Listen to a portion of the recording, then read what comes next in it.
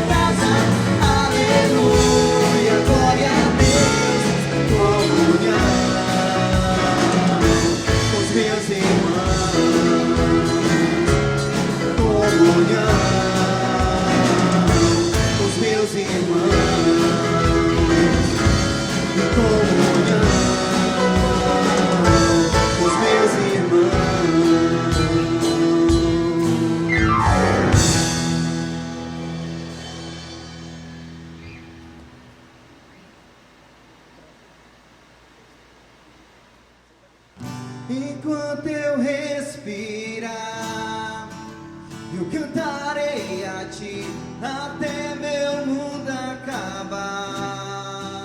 Te louvarei, Senhor, até te encontrar e ao teu lado estar. Te buscarei, Senhor, te buscarei, Senhor.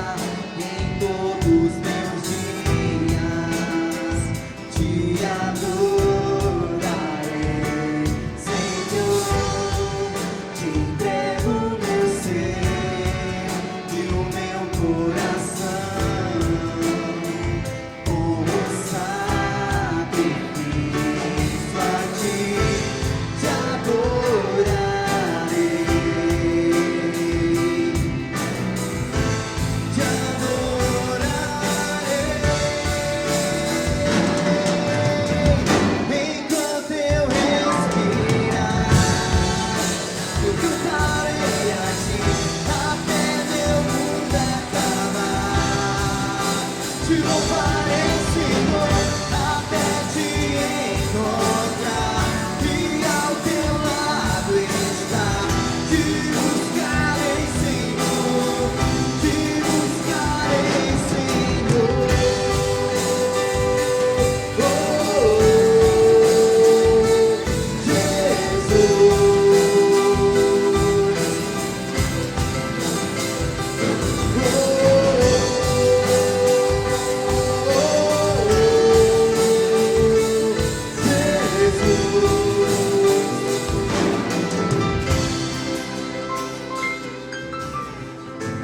te adorarei.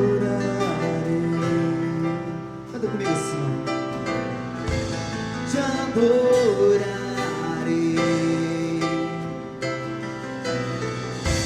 te adorarei.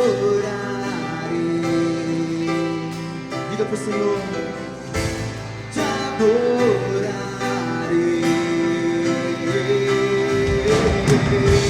te adorarei,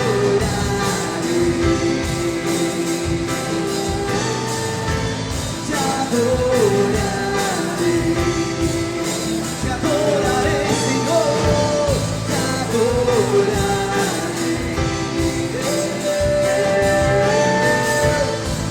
adorarei.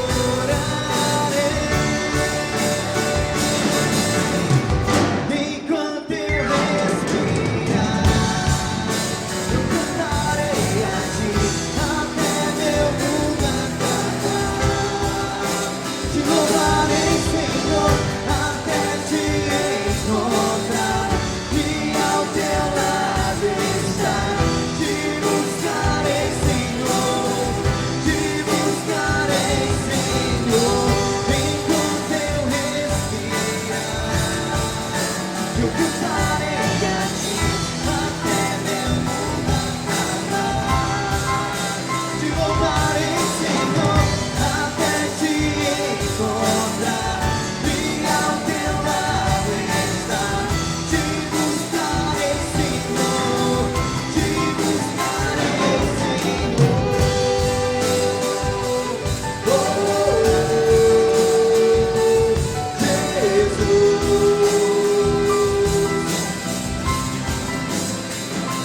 Oh,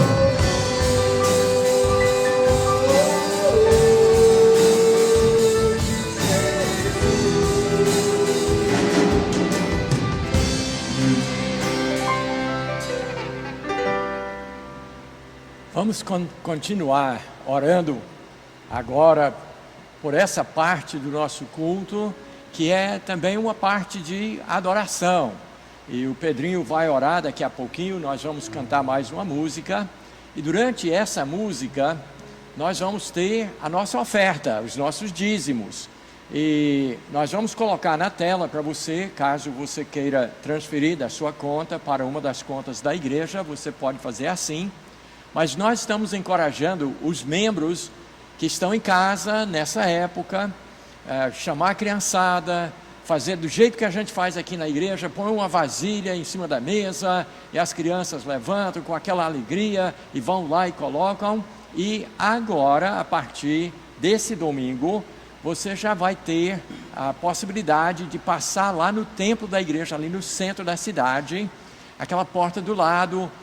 Você pode entrar, que a irmã Aline está lá para poder também receber dízimos e ofertas para aqueles que não têm a possibilidade de fazer através de banco. Então, todos os dias de manhã, à tarde, ela vai estar atendendo e você pode então levar a sua coletinha ali para o templo da igreja. Mas agora nós vamos orar, o Pedrinho vai nos dirigir nessa oração.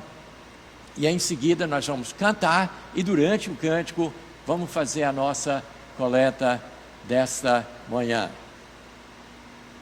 Feche seus olhos, vamos falar com o nosso Deus. Paizinho querido, Deus, como é bom, Deus, nós estarmos nessa manhã maravilhosa que o Senhor nos concedeu. E assim, Deus, podermos cantar louvores a Ti, Deus. Mesmo em nossos lares, ó Deus, em nosso aconchego, ó Pai, o Senhor tem suprido as nossas necessidades, o Senhor tem nos abençoado, ó Deus.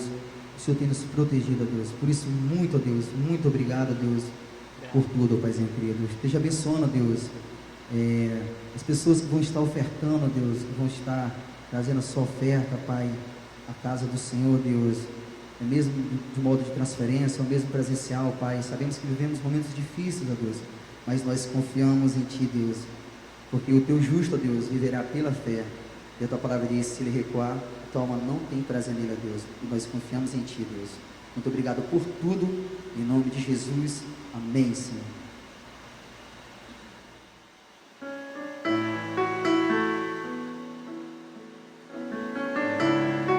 Continue adorando. Cante ao Senhor. Espírito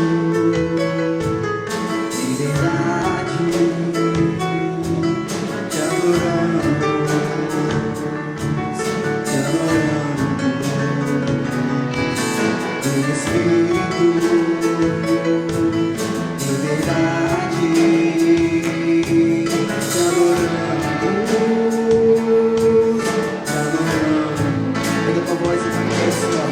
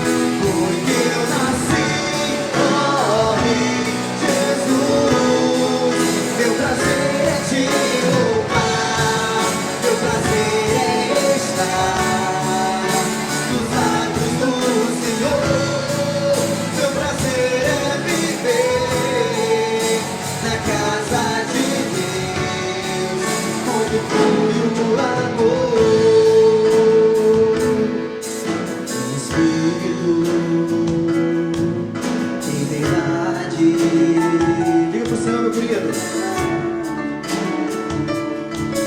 Te adoramos, Espírito de verdade. Te adoramos, te adoramos. Nos vês, Senhor, te entregamos nosso viver. Nos vês, Senhor, te entregamos nosso viver pra te adorar. Nos vês, foi que eu nasci, Jesus. Meu prazer é te louvar, meu prazer é estar nos lábios do Senhor. Meu prazer é viver na casa de Deus, onde flui o amor. Pra te adorar, Rei dos Reis, foi que eu nasci, ó Rei Jesus. Meu prazer é te louvar, meu prazer é estar nos lábios do Senhor. Meu prazer é viver na casa de Deus, onde flui o amor. Ministrando louvor, eu nasci pra te adorar. Ministrando louvor, em espírito e em verdade. Ministrando louvor, aleluia. Ministrando louvor.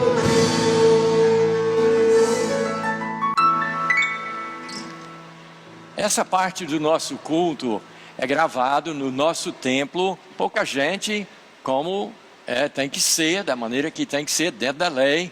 Mas agora eu vou de volta para o estúdio, de onde eu vou trazer a lição para vocês agora. Nós estamos naquela série de lições sobre colunas do caráter cristão. E hoje nós vamos estar estudando sobre a fé.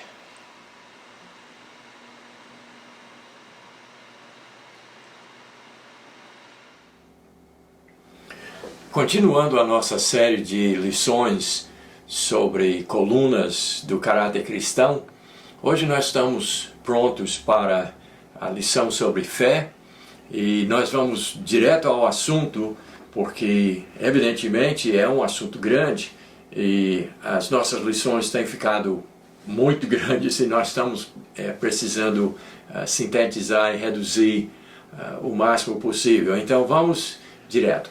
Primeiramente, vamos falar o básico sobre o assunto, vamos falar sobre os tipos de fé com que nós lidamos na vida.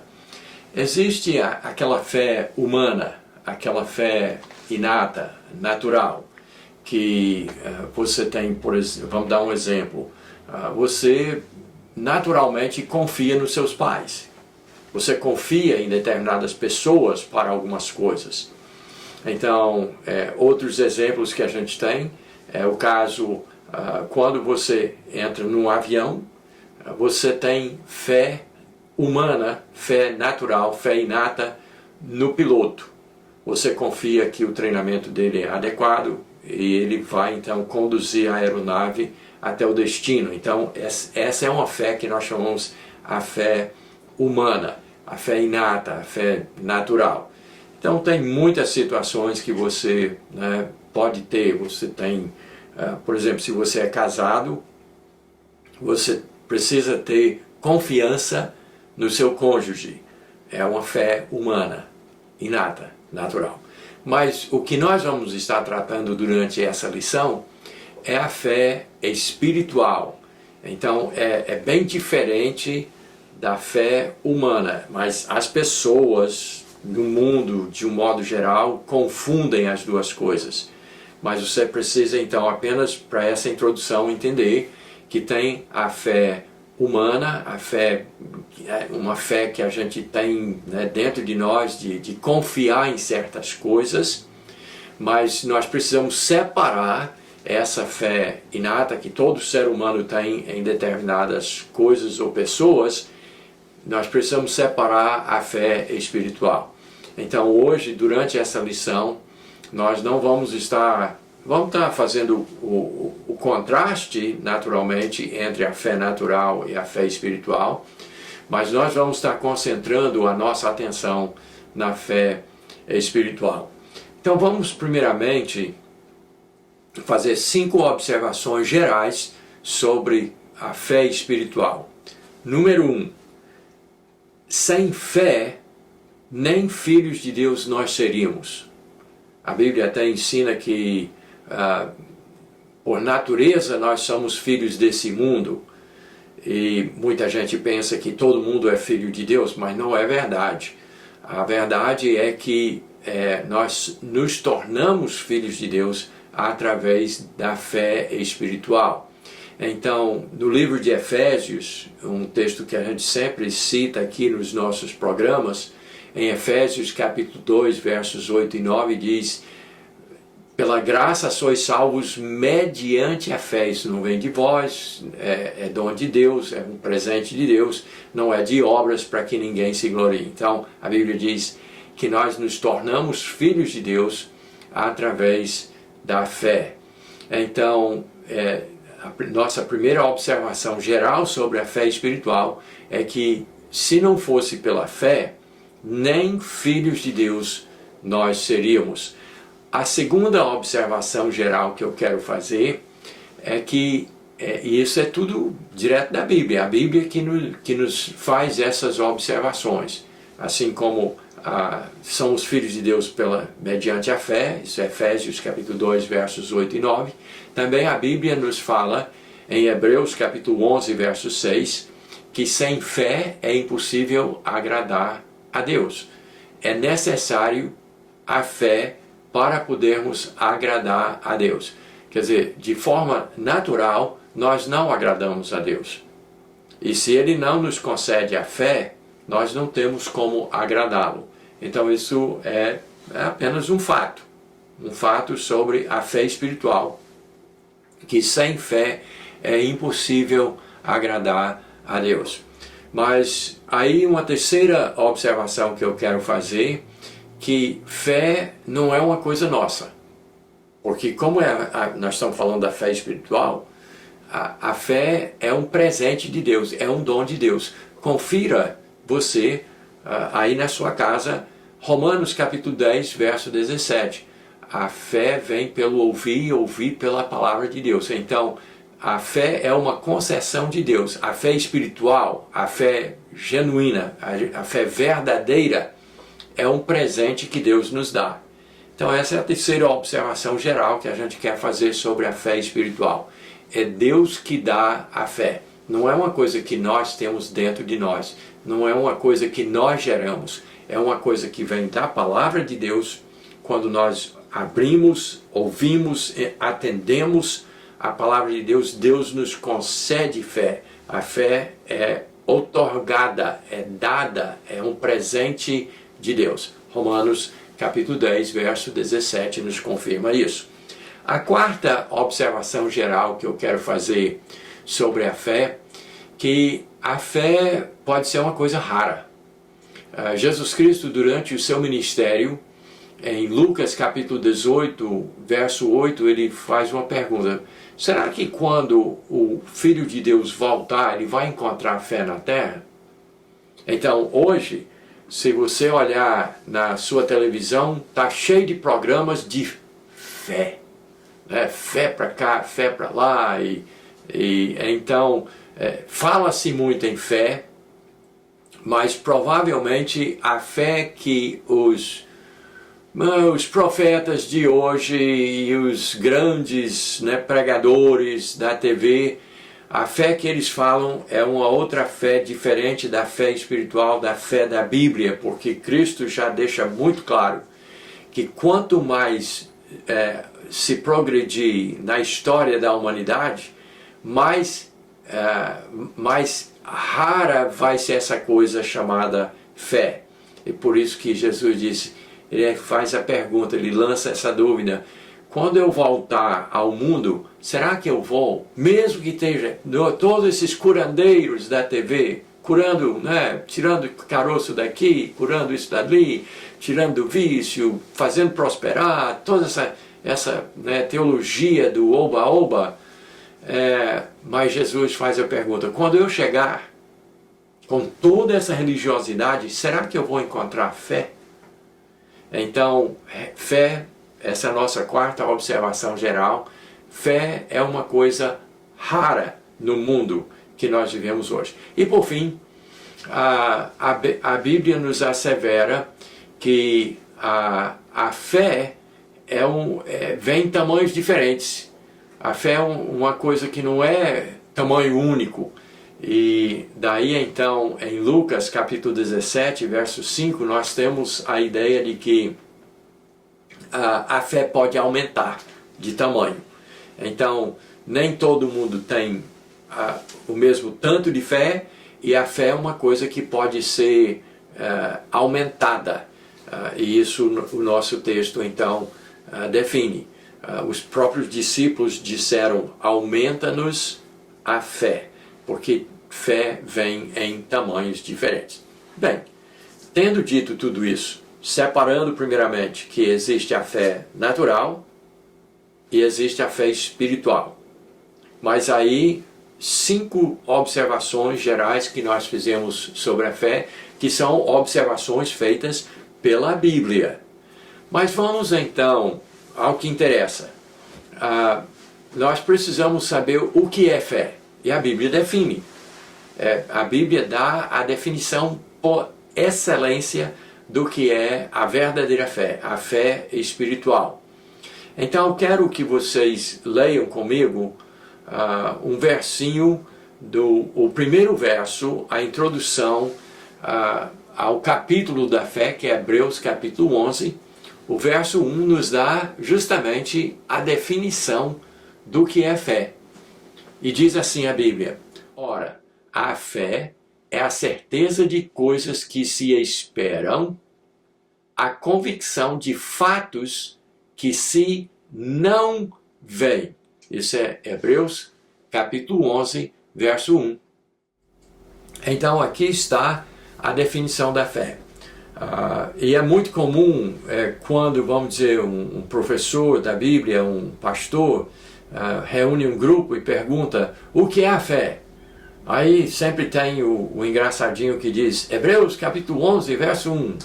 A certeza de coisas que se esperam, a convicção de fatos que se não veem. Mas o que é? O que é realmente a fé espiritual? Então, vamos esmiuçar um pouquinho o nosso verso, esse versinho que é a introdução do capítulo da fé, Hebreus capítulo 11, verso 1, diz: é a certeza, não é uma conjectura, é a certeza de coisas futuras, certeza de uma coisa que ainda não aconteceu. E isso então é importante para nós definirmos, porque nós ouvimos as pessoas dizer: eu tenho fé em Deus que vai acontecer tal coisa. Mas baseado em quê? Onde está a certeza? Então, a fé genuína, a fé verdadeira, a fé espiritual, é certeza de coisas futuras. Mas é também a convicção de fatos que se não vê. E é bom a gente falar sobre essa palavra convicção, porque muitas vezes a pessoa justamente usa de uma maneira bem solta essa palavra fé para falar que tem fé que uma coisa é verdade, ou fé que uma coisa vai acontecer. Mas convicção é uma coisa bem mais profunda. Convicção é aquilo pelo qual você daria a sua vida. Até mesmo a Suprema Corte dos Estados Unidos, alguns anos atrás, tiveram que definir a palavra convicção, porque tinha muita gente querendo dizer que não ia obedecer uma lei ou outra por convicção. Mas aí o tribunal teve que definir que convicção é uma coisa pela qual você daria a sua vida. Você apostaria a sua própria vida para defender. É uma crença tão forte que você tem que você seria capaz de dar a sua própria vida. Então, a Bíblia nos diz essas duas coisas, que fé é certeza de coisas que se esperam, coisas futuras, e é a convicção, uma crença tão profunda sobre coisas que você não pode ver, sobre coisas espirituais. Então, isso é o que a Bíblia diz que é fé. Mas então, tendo a definição bíblica da palavra de Deus de que é fé, eu quero desafiar você a pensar e a comparar, inclusive, com esses muitos falsos profetas de hoje que falam tanto sobre fé, mas que provavelmente você sentado aí tem mais fé do que esses pregadores. Porque, deixa eu ser bem franco com você, eu vejo esses homens falando sobre se você tiver fé, se você tiver fé, se você tiver fé, vai ter isso, vai acontecer aquilo, mas eu não vejo as provas da fé.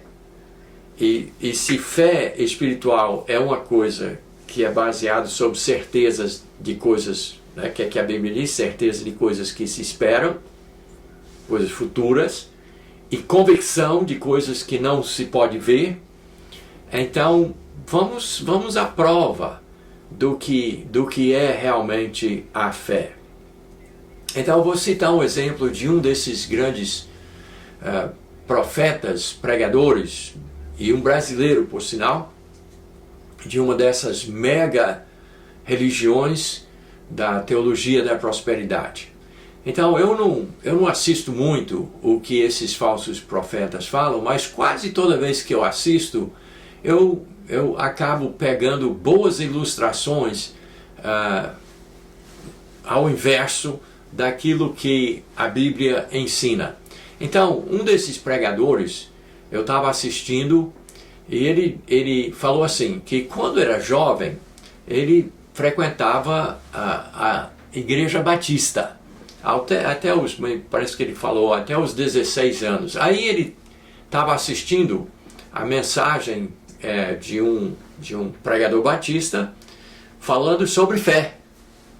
E aí ele disse que esse pastor batista, e foi o motivo que ele abandonou a Igreja Batista, porque a fé dele era diferente do que o pregador estava falando. Espero que você entenda então, porque ele contou então uma ilustração sobre fé que esse pastor batista contou durante a sua mensagem. Vai mais ou menos assim a ilustração. Lá nos Estados Unidos, você sabe que tem aqueles tornados, né? Aqueles redemoinhos que levantam até casas e carros e destrói tudo. E ele disse que lá no meio oeste, então, aconteceu o seguinte caso. Ia ter um tornado, aí a família, né, assistiu no jornal que todo mundo precisava entrar no abrigo. As casas do meio oeste americano, onde acontecem os tornados, eles têm um porão. E o acesso do porão é por fora. E tem duas portas que abrem assim, no ângulo, e tem uma escada para a família poder se abrigar. E mesmo que a casa seja arrancada, mas o porão fica e as pessoas se salvam ali. Então, um pai de família, né, começou, já estava à noite, o temporal já estava, né, fechando, e ele tentou pegar os filhos, família grande, para todo mundo entrar no abrigo. Aí quando estava todo mundo dentro do abrigo, aí sentiram falta de um dos meninos pequenos. E então o pai foi até a boca do abrigo e gritou para o filho. E o filho estava no meio do escuro, sem poder ver nada, e querendo entrar, mas não conseguia. Aí o pai, olhando para cima, né, que sempre tem um pouquinho de luz, ele via a silhueta do seu filho, mas o filho, olhando dentro do abismo, tremendo de medo, não conseguia ver o pai. E nem conseguia ver nada para poder descer. Então o pai disse para o filho, filho, eu estou te vendo. Pula que o pai vai te pegar. E o filho, com medo, mas confiou no pai e pulou, e aí o pai fechou o abrigo, entraram e a família toda se salvou. Esse pregador brasileiro, de uma grande religião, disse, isso não é fé. Isso é um salto no escuro. Isso não é o que é fé. Mas quando ele disse isso, eu disse, mas meu amigo, isso é exatamente a definição de fé na Bíblia. O filho podia ver o pai? Não. Ele não podia ver o pai. Ele não tinha, porque era muito escuro, muito perigoso e tal, mas ele não podia ver o pai. Mas ele podia ouvir a voz do pai. Ele sabia que era a voz do pai dele. Ele tinha certeza que o pai dele, futuro, ia pegá-lo. A certeza de coisas que se esperam. Viu o texto, como é que diz? Ele tinha convicção de fatos que ele não podia ver. A segunda parte da definição de Hebreus capítulo 11, verso 1. O filho tinha certeza que o pai ia pegá-lo. Ele tinha convicção de uma coisa que ele não podia ver. Então, a pregação do pastor Batista estava mais do que acertada. Não era um pulo no escuro. Era um pulo de fé. Era um salto de fé. Era fé pura, porque ele tinha certeza de coisas que ele esperava, que o pai dele ia pegá-lo, como ele prometeu. E ele tinha convicção de um fato que ele não podia ver. O pai podia ver, e o pai tinha certeza que pegaria o filho. E o filho podia ter a mesma certeza, e isso é realmente fé. Então, aqui está a questão, e você pode ficar chateado comigo se você quiser. Esse pastor da teologia da prosperidade não sabe o que é fé. Você que está sentado aí em casa tem mais fé do que ele. E esse dito pastor esteve em Rio Branco alguns tempos atrás e reuniu multidões de gente e falava que ia curar um montão de gente de câncer, de caroços e de não sei o que mais, e que ele só ia liberar o povo porque tinha 50 pessoas com caroços, e enquanto ele não curasse a última pessoa não iam sair, e ficou insistindo, insistindo. Mas aqui está um problema. Ele diz que fé, a fé do pastor Batista, do filhinho confiar no pai e de jogar, de arriscar sua vida para confiar no que o pai fala, não é fé. Mas que ele tem fé para curar qualquer câncer. Esse dito pastor hoje, no meio da crise de coronavírus, por que ele não está curando as pessoas? Cadê a fé dele? Onde está a fé dele? Ele que diz que tem a verdadeira fé e que a fé da Bíblia não é a fé de verdade. Onde está? Então, se você quiser ficar chateado comigo, que fique. Mas eu fico com a fé da Bíblia, que é a fé pura, a fé verdadeira, a fé espiritual, a fé que é dada por Deus, a fé que faz a gente se lançar corpo e alma nas promessas de Deus, que Ele vai nos salvar, que Ele vai nos levar para o céu. É baseado em quê? Na certeza de um futuro que Deus prometeu, aquele que não pode mentir. E é a convicção de fatos que nós não vemos. Eu não tenho uma carteirinha de crente para mostrar que eu vou para o céu, não. E as pessoas exigem isso. Mas eu não tenho essa carteirinha. Mas eu sei que Ele cumpre todas as suas palavras. Eu lanço a minha vida, corpo e alma, sobre a pessoa de Jesus Cristo, que é em quem eu tenho crido e que me dá certeza do meu futuro e das coisas que eu não posso ver, dos cuidados que Ele tem por mim, de como Ele vai cuidar de mim, de como Ele vai me segurar, de como Ele vai me abraçar, da segurança que eu tenho de salvação eterna. Eu me lanço sobre Cristo. Então, essa é a fé bíblica.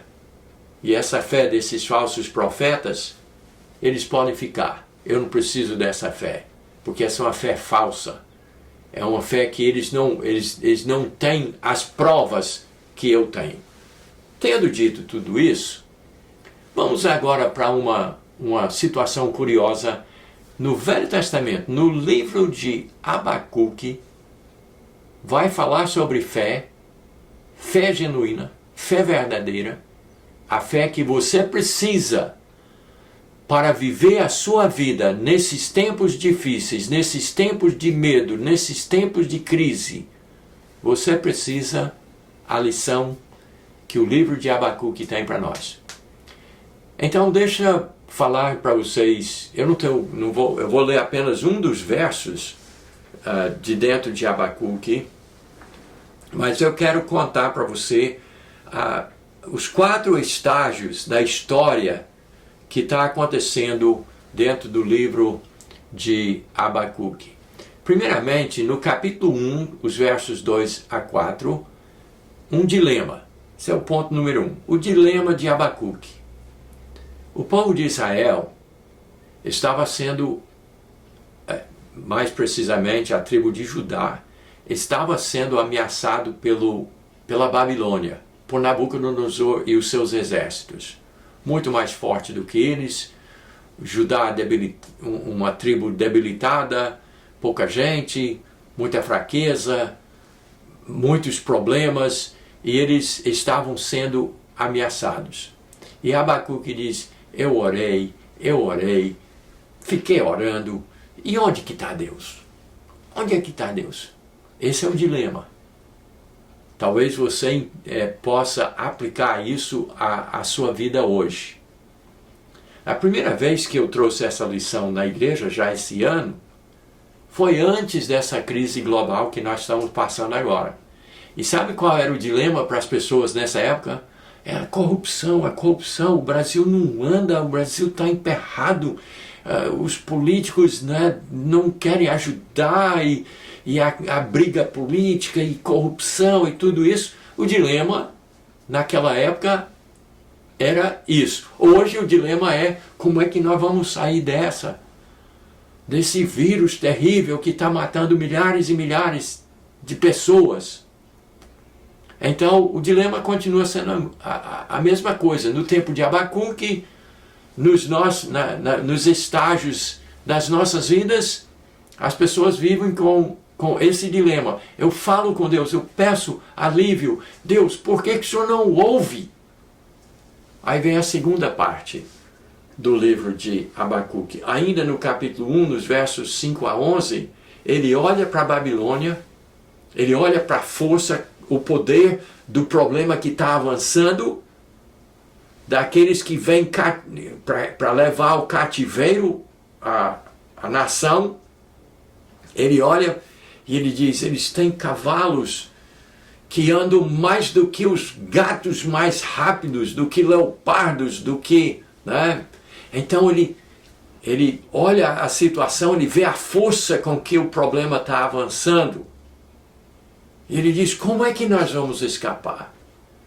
De que maneira a coisa está apertando?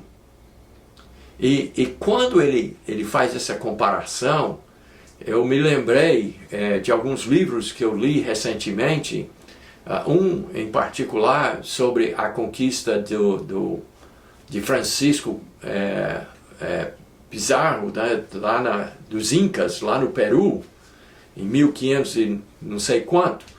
Então, os espanhóis, com 176 cavalos e soldados, conseguiram derrubar um império de milhares ou milhões de pessoas, porque eles tinham essa força, esse poder.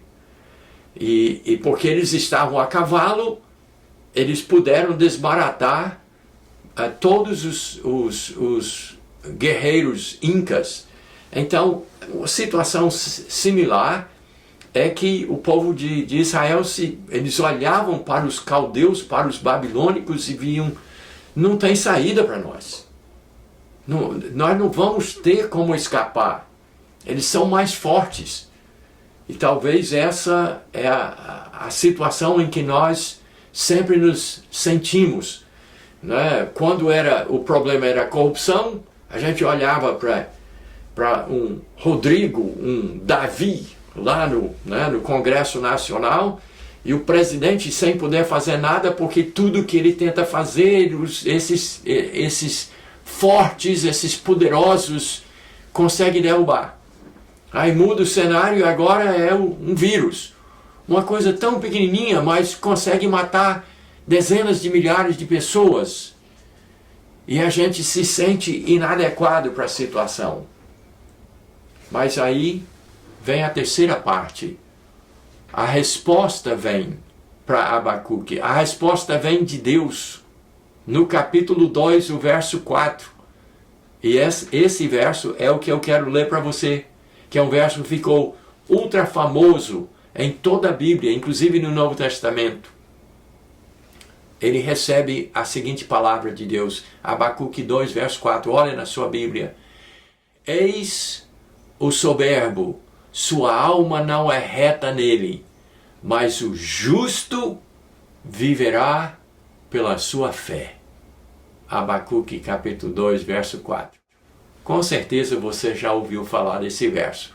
O justo, o enfraquecido, o que está do lado de Deus realmente, se tem fé genuína, viverá por essa fé. Escapará por essa fé. Vai superar pela fé, porque vai viver pela fé. vai viver, como é que diz lá em Hebreus, capítulo 11, verso 1, pela certeza de coisas futuras e a convicção de fatos invisíveis.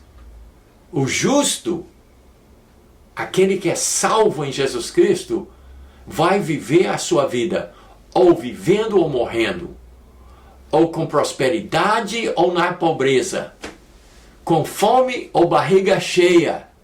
Vai viver a sua vida não por essas coisas, mas vai viver a sua vida pela fé. Então, essa é a resposta que Deus deu para Abacuque. Então, o dilema era, eu clamo a Deus e não vejo resultado, não vejo nada acontecer.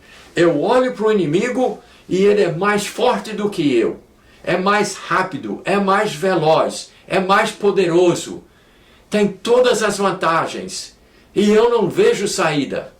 Mas aí vem Deus e diz, viva pela fé. A certeza de coisas futuras, a convicção de coisas invisíveis.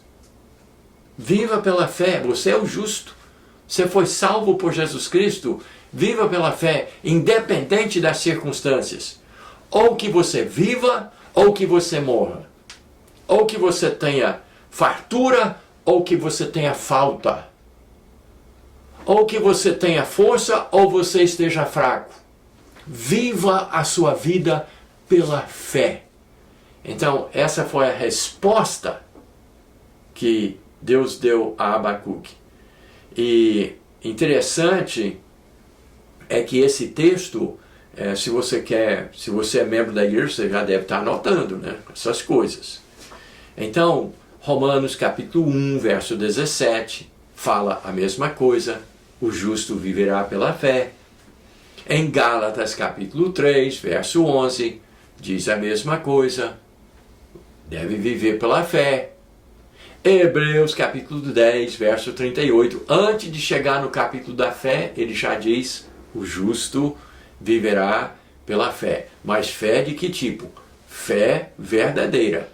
Fé que é certeza das coisas que Deus prometeu lá no futuro, que vão acontecer, e convicção nas coisas não palpáveis, não é em coisas que a gente pode ver. Então, abre um parêntese aqui. Os curandeiros da TV, esses falsos profetas, eles prometem certas coisas, mas na hora que eles poderiam produzir, na hora do coronavírus, que eles poderiam estar curando todo mundo, não cura ninguém. Não curaram uma pessoa até agora. Eles que têm tanta fé. Mas a fé deles é fé falsa, não é fé verdadeira. Porque quem é justo, quem tem a fé verdadeira, vive pela fé. Mas por uma fé pura e verdadeira. Fecha parêntese. Mas aí vem a conclusão em Abacuque. E eu quero ler essa parte também do livro de Abacuque para você, porque aí você vai entender como que a fé, como que o justo vive pela fé, como que é a verdadeira fé. E Abacuque teve a resposta de Deus num poema. E diz assim, no capítulo 3, versos 17 a 19, diz assim, e você vai reconhecer esse texto, porque até músicas que nós cantamos na igreja foram escritas baseado nessa poesia, que é a conclusão que Deus deu para Abacuque. Diz assim, ainda que a figueira não floresça, nem há fruto na vide, o produto da videira mente, e os campos não produzem mantimentos, as ovelhas foram arrebatadas do aprisco, e nos currais não há gado. Todavia eu me alegro no Senhor, exulto no Deus da minha salvação. O Senhor Deus é a minha fortaleza, e faz os meus pés como os da corça, e me faz andar altaneiramente. Abacuque capítulo 3, verso 17. Então ele diz, mesmo que eu não tenha o que comer, mesmo que eu não tenha saúde, mesmo que eu morra, mesmo que não tenha dinheiro na minha conta, mesmo que o supermercado não tenha nada para vender, mesmo que os meus campos não produzam, mesmo que eu não tenha gado, que tudo se acabe. O Senhor Deus é a minha fortaleza e faz os meus pés o quê? Como os da corça, mais rápido do que os cavalos do inimigo, e me faz andar altaneiramente, andar de cabeça erguida, porque o justo viverá pela fé. Isso é um cenário do livro de Abacuque, não é interessante? E agora vamos concluir olhando como o Novo Testamento fala sobre como é que é esse andar na fé, como é que é a prática da fé. Então eu tenho três textos para você examinar, não vou ter tempo de ler tudinho, mas que sugerem para nós como é que é o andar na fé espiritual, na fé verdadeira. Esquece a fé dos falsos profetas, desses grandes pregadores da TV. Vá para a fé da Bíblia, vá para a fé verdadeira, a fé genuína. Então, o primeiro texto que eu quero sugerir para você é Gálatas, capítulo 2, versos 19 e 20, onde o apóstolo Paulo diz: eu foi morrer, fui crucificado com Cristo. E o viver que eu tenho agora na carne, independente da situação, ou a corrupção, ou guerra, ou vírus, ou doença, ou qualquer coisa que o mundo pode, nesse turbilhão, pode ser se tornado ao meu redor, que está acontecendo esse turbilhão, mas como é que eu vivo? Eu vivo pela fé. Mas eu tenho esse viver agora na carne, estou na carne. Mas eu agora tenho que viver em Cristo. Gálatas capítulo 2, versos 19 e 20, nos dão a ideia de como que deve ser o viver em Cristo, e viver na fé. É viver na carne, hoje, no que posso, nessa carne, nesse corpo que eu estou vendo, mas eu vivo a minha vida em coisas que eu não vejo, em coisas que eu não posso apalpar. Depois tem 2 Coríntios capítulo 5, verso 7, que diz assim: visto que andamos por fé e não pelo que nós vemos. Então, novamente, muita gente vai dizer que tem fé se a vovó for curada. Não é por aí. Nós andamos por fé, nós progredimos, nós vivemos a nossa vida pela fé, mas não é pelo que nós vemos. Não é porque o pastor colocou as mãos e eu fui curado. Não, posso até morrer. Mas eu morro baseado em coisas que são certeza de coisas futuras e convicção de coisas que eu não vejo. E por fim, em Romanos capítulo 5, versos 1 a 11, não tenho tempo para ler para vocês, mas diz assim: nós somos justificados mediante a fé, a nossa salvação foi por fé. Eu não vi a morte de Cristo, eu não vi o sepultamento de Cristo, eu não vi a ressurreição de Cristo, mas eu tenho certeza e convicção de que eu fui justificado pela morte de Cristo por mim na cruz.